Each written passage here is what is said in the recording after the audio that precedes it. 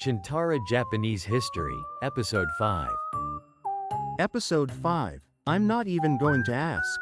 It's Jomon again, right? Yes. Knew it. Oh, you're not begging for the Yayoi period anymore? I've learned it's pointless. I've accepted my fate.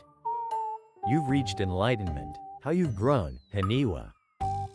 It's not growth, it's giving up. So what's today? Medicine. Medicine? Jomon medicine?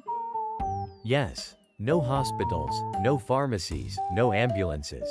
How did they deal with injuries and illness? In the birth rate episode, you said half the kids died before 5. Because there was no medicine? That was a major factor. But they didn't do nothing. They had their own wisdom and techniques to face mortality. So it wasn't all just guts and willpower. There was some of that too, I'm sure. First, what kinds of injuries did Jomon people sustain? We can tell a great deal from skeletal remains. You can tell from bones? Fractures, joint deformities, signs of infection. Bones don't lie. You said poop doesn't lie either. Lots of honest things in the Jomon period. Both are important archaeological evidence. The most common injury was fractures. Makes sense. Hunting would do that. Chasing deer and boar, falling from trees, tripping on rocks. No paved roads. Every day was an obstacle course. Now here's the fascinating part. Many skeletons show fractures that have healed. Healed? The broken bones fused back together and regenerated, meaning they survived the fracture and recovered. Natural healing? Not entirely unaided. They likely used wooden boards or bark to immobilize the break. Primitive splints. Splints. That's basically a proto-cast. Exactly. Without immobilization, bones don't heal properly. Some skeletons show bones that healed crookedly, but at minimum, they understood immobilize and rest. Amazing. No medical textbooks, but they figured it out through experience. Human wisdom accumulates through practice, even without textbooks. There's another intriguing case. Yeah? Skeletons have been found with limbs that were amputated. Amputated. Yes, clean cuts and evidence the person survived for a period afterward. So, surgery? Possibly a form of surgical intervention, removing gangrenous tissue to save the person's life. Without anesthesia. They may have used plants with analgesic properties, but we can't be certain. Just imagining it hurts. But if you don't cut, it gets worse. The ultimate tough call. Accepting pain to save a life. That decision itself is the origin of medicine. Let me also mention teeth. Teeth again? Not the rite of passage extractions. Cavities.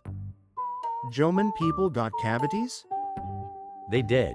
Dental examinations of skeletal remains show significant tooth decay, especially in the late period when starchy foods like acorns were eaten heavily. Sweets cause cavities. Same story for 10,000 years. The relationship between sugar and decay is universal. Interestingly, some teeth show signs of intentional filing or extraction. A dentist. Using stone tools, without anesthesia. Filing teeth with stones, no numbing. I'm tearing up just thinking about it. I'm scared of modern dentists. Back then, there was no luxury of being scared. Leave a cavity and the infection could kill you. Now, let's discuss medication. Herbal medicine? Exactly. Jomon sites sometimes yield plants that clearly weren't food, likely used medicinally.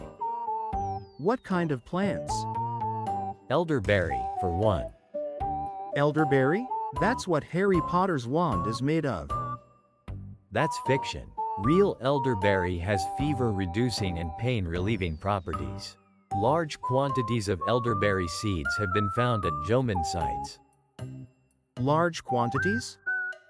Too much for food, and it doesn't taste great. Likely used as medicine or fermented into elderberry wine. Medicinal wine.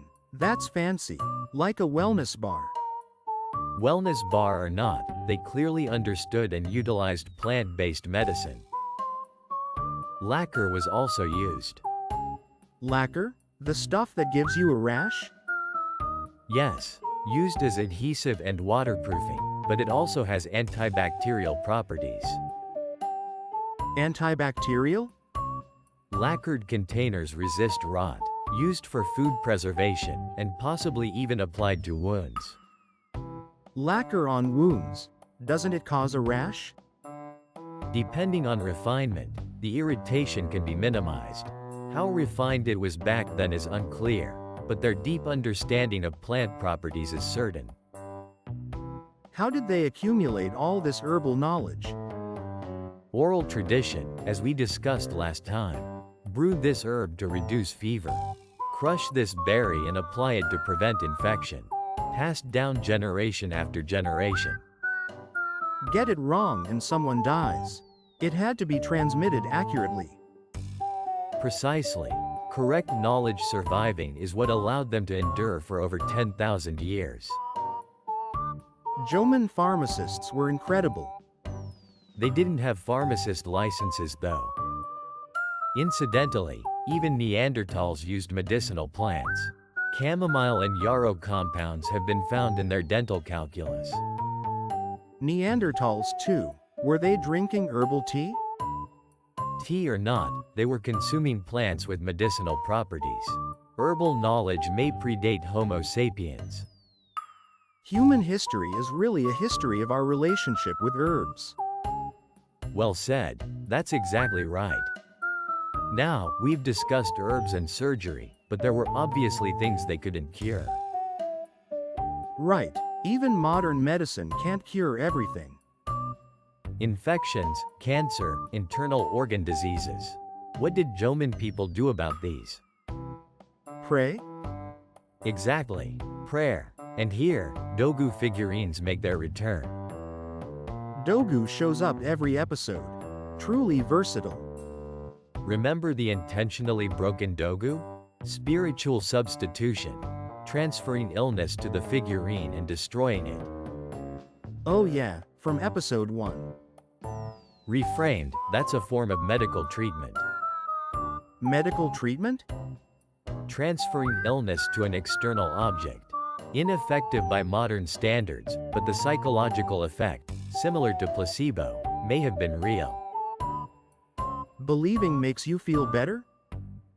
Yes, and feeling better can boost immunity. That's acknowledged even in modern medicine. Mental state affecting physical health. Doctors say that today too. Jomon people didn't understand the science, but they may have empirically felt that prayer helps or rituals make me feel better.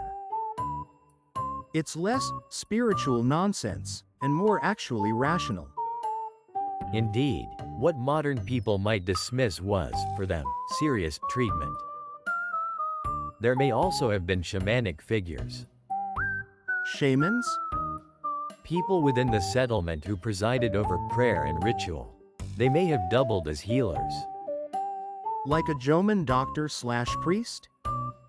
Close. In an era where medicine and religion weren't separated, healing and ritual were one and the same. Today doctors and shrine priests are different people, but back then they were the same. Similar examples exist among indigenous peoples worldwide. Medicine and faith being intertwined is arguably a universal human trait. The Jomon General Hospital. Is today's visit for a fracture or an exorcism? Well, there was no distinction, so presumably both at once. And so, episode 5 covered Jomon medicine. No hospitals, but they splinted fractures, used herbs, and even performed surgery. To summarize, splints for fractures, amputation for gangrene, stone tool dentistry, herbal fever reducers, and Dogu prayers for the incurable. The full course. Looks primitive, but they did everything they could. Doing everything you can, that's the essence of medicine. Even today, when cutting-edge technology fails, people pray. Some things never change. That's deep.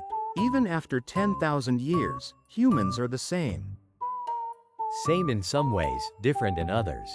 That's what makes it interesting. Now, next time we'll truly. Don't. I've stopped expecting anything. Head to the Yayoi period. Huh? Wait, really? You're not lying again? After 5 episodes on Jomon, it's probably time, is what I'm thinking. Thinking. Not confirmed? Well, we'll ramble on next time. Listen at your leisure. Dodged again. Whatever. Good night. Good night.